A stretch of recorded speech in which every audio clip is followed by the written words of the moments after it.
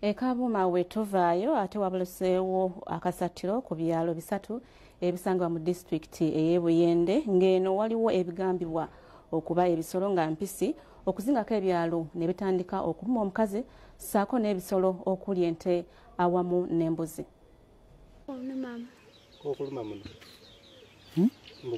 Kumuluma nnyo. Omusasi waffe watuukidde ku kyalo kino ng'eyalumiddwa ebimu ku bisolo bino Asia Namukasa ng'addusiddwa mu ddwaliro okufuna obujjanjabi.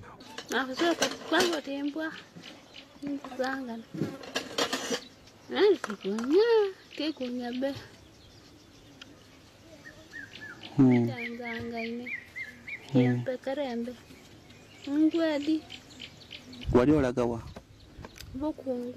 Bukungu. Ng'ogenda kukola ki Bukungu? Mbangeya. Abeere.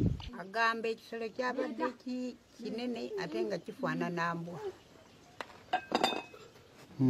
Naye ate nga kisingako embwa nga kinene. Ekyo ekisolo ky'omu mazzi kirya muntu. Kirabika ebisolo bino byavudde wano mu lusozi lw'Ekasattiro gye baateeka emirongooti.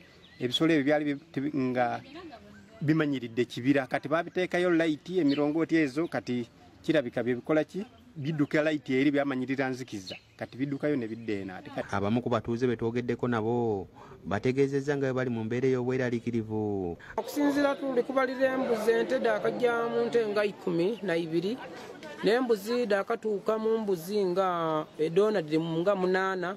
Kyabeera ku neighbor wange awo Nsuubuzi naye kyalyawo ente. Gavumenti tusaba musitukiremu mwide munoonyereze ku nsonga eno mubone ebigere eby'ensolo eno mubone ensolo ya kikaaki kubanga tabalowooza nti maybe zikoloka dayiro aye bw'olingirira tikoloka dayiro tosobola kugema nte enkulu yaida ya bukalu eno yagema embo yagiyitirawo. Gavumenti etuyambe ebisolo biveewo bireke okutuluma ebigere. David Musika Lyankolo yakusakidde eggulire eno ku Bukedde TV.